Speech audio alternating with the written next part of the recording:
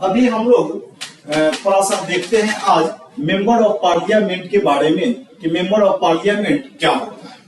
Member of parliament हो गया जिसको हम लोग सांसद बोलते हैं। ये लोकसभा, राज्यसभा और लोकसभा, राज्यसभा और राष्ट्रपति को मिलाकर के बनता है। लोकसभा, राज्यसभा।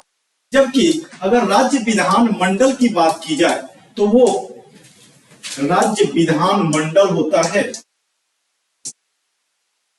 अगर इसकी बात की जाए तो ये एमएलए,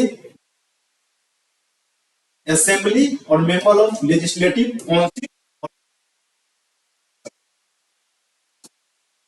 दोनों सेम ही चीज हुआ।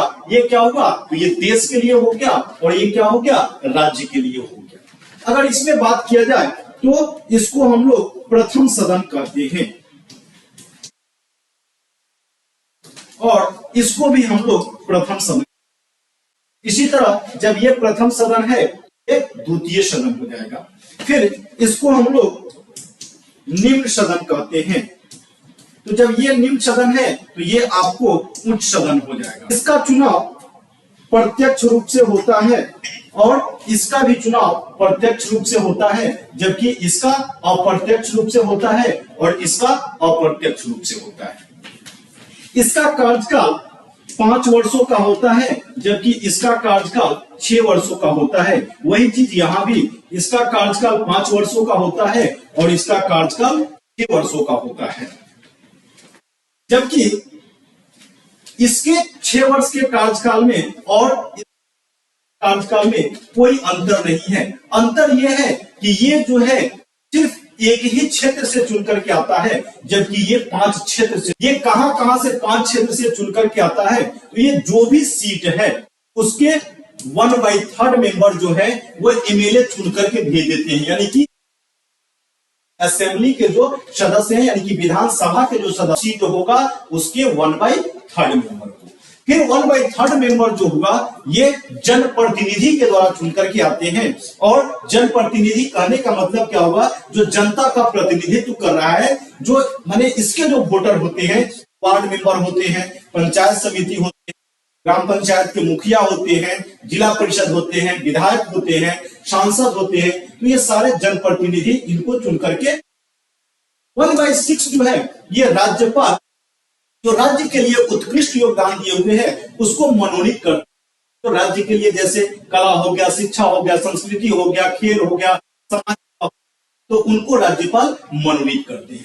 1/12 जो है ये स्नातक ग्रेजुएशन किए हुए हैं वो इसके वोटर होते हैं और वो इसको चुन करके भेजते हैं। लेकिन यहाँ कंडीशन है कि ग्रेजुएशन किए हुए 3 साल होना चाहिए।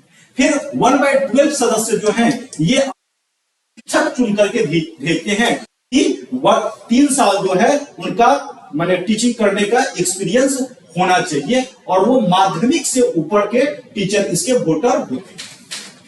अब इसकी बात की जाए सीट की तो यानी कि 233 जो है वो राज्यों से चुनकर के आते हैं और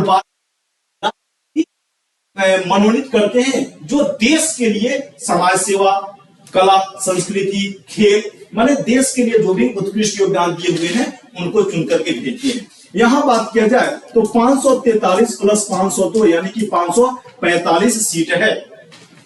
जबकि अगर बहुमत की बात की जाए तो वो 273 है। अब अगर बात किया जाए कि सबसे ज्यादा सीट कहां पे है तो वो आपको उत्तर प्रदेश में है जो कि 80 है। और अगर बिहार की बात की जाए तो बिहार में 40।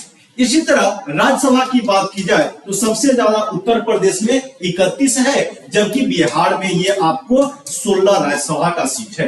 अगर एमएलए का भी बात किया जाए तो ये भी सबसे ज्यादा यूपी में है जो कि 403 है। और एमएलए की बिहार में कितना है तो ये आपको बिहार में 243 है और ये बिहार में कितना, बिहार में 75 है।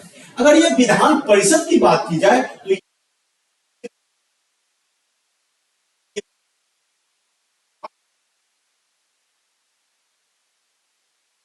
उत्तर प्रदेश हो गया जहां पे 101 सीट है। दूसरा महाराष्ट्र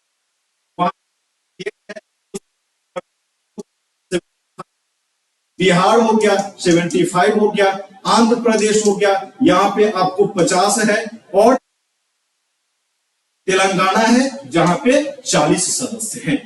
तो इस तरह से आज के क्लास में हम लोग विधान मंडल और सांसद के बीच में अंतर देखे हैं। तो दोनों में कोई अंतर नहीं है। मंडल जो है ये राज्य का प्रतिनिधित्व करता है।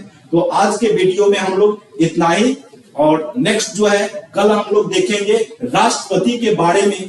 तो अगर आप लोगों को अच्छा लगता है तो इसको लाइक और सब्सक्राइब करें। Thank you.